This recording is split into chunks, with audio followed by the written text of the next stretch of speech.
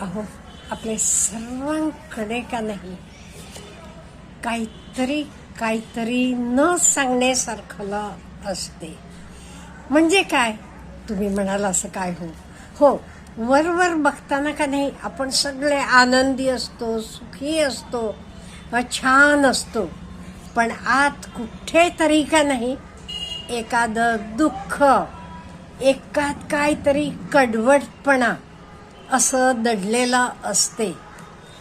पण ही समस्या असली तरी आपण मोकळेपणानं बोलू शकत नाही कोणाशी.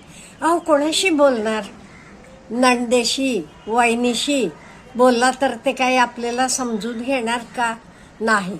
ओके, घरी आई बाबांना सांगूया म्हणजे तेच थकलेले आहेत, त्यांचेच एवढे प्रॉब्लेम आहेत, त्यांना मग आपलं काय सांगायचं असं वाटते. बहिणींना सांगूया म्हटलं की अहो, ते सगळे मला जज करतील की.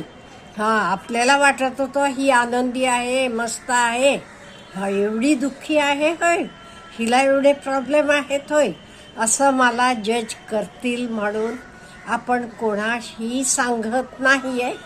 पण असंच आतले आत आपण तो त्रास सहन करत असतो. स्त्रियांचं झालं हे, पुरुषांना नाही का? पुरुषांनाही कितीतरी प्रॉब्लेम्स असतात. आणि ते बोलणार कोणाशी? कलिगशी, मित्रांशी नाही. तिथे स्पर्धा असते. चांगले मित्र असले तरी ते कुठेतरी लांब असतात. मग त्यांना कशाला माझं रडगाणं सांगायचं असं वाटते. आणि रडायचं, अहो पुरुष असून का तू रडतोस लोक म्हणतील. मग कुठे हे बोलायचं? म्हणून मी आपल्यासाठी हे चॅनल उघडलेलं आहे. मोकळेपणानं तुमचे प्रॉब्लेम्स मांडा. नाव सांगायचं नसलं तर तसं नमूद करा, नाव सांगू नका म्हणून मला वाटलं आपल्याला काहीतरी मदत करावी. त्यामुळे हे मला कसं सुचलं माहीत आहे का? मध्यंतरी मी वाचलं होतं कुठले तरी एका गावात म्हणे एक वयस्क म्हातारे होते. ते ठरवलं होतं ते बागेत जाऊन बसायचे.